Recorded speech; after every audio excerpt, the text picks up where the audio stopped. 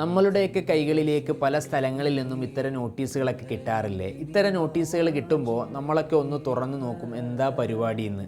അപ്പോൾ കാണുന്നത് ഒന്നില്ലെങ്കിൽ ജുവലറികളുടെ ഉദ്ഘാടനം, അതുപോലെ ടെക്സ്റ്റൈൽസുകളുടെ ഉദ്ഘാടനം, ഹൈപ്പർ മാർക്കറ്റുകളുടെ ഉദ്ഘാടനം. ഇതൊക്കെ കാണുമ്പോൾ എനിക്കും ഇത്തരം സംരംഭങ്ങളൊക്കെ ഒന്ന് തുടങ്ങിയാലോ, വിജയിക്കുമോ, ഇത്തരം ആശങ്കകളൊക്കെ നിങ്ങൾക്കുമുണ്ടല്ലേ? ഞാൻ പറഞ്ഞു വരുന്നത്, ഇത്തരം ജുവലറികളും ടെക്സ്റ്റൈൽസുകളൊക്കെ തുടങ്ങുമ്പോൾ സെലിബ്രിറ്റികളെയൊക്കെ കൊണ്ടുവന്നിട്ട് ഇതിനു വേണ്ടി ഉദ്ഘാടന സെക്ഷൻ നടത്തും. ഇത് അറിഞ്ഞുകൊണ്ട് ഒരുപാട് ആളുകൾ പല ഭാഗങ്ങളിൽ നിന്നും തടിച്ചുകൂടും. ഇതൊക്കെ കാണുമ്പോൾ കടയുടമയ്ക്ക് വലിയൊരു സന്തോഷം ലഭിക്കാറുണ്ട്. കടയുടമ ആഗ്രഹിക്കുന്നത് ഈ സമയത്ത് മാത്രം എൻ്റെ കടയിൽ ആളുകൾ നിറഞ്ഞു നിൽക്കുന്നത് മാത്രമാണോ?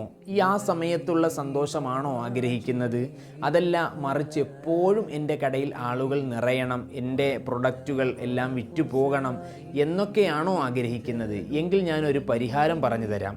പരിശുദ്ധമായ ഖുർആനിൽ 114 അധ്യായം, അതിലെ 93-ാമത്തെ അധ്യായം സൂറത്തുൽ ളുഹ, മക്കയിലാണ് ഇറങ്ങുന്നത്. 11 ആയത്തുണ്ട്. ഈ സൂറത്ത് കട തുറക്കുന്ന സമയം നിങ്ങൾക്കൊരു 7 തവണ ഓതാൻ കഴിയുമോ? നിങ്ങൾ ചിന്തിക്കുക. വലിയ സന്തോഷം കടന്നു വരാൻ പോവുകയാണ്.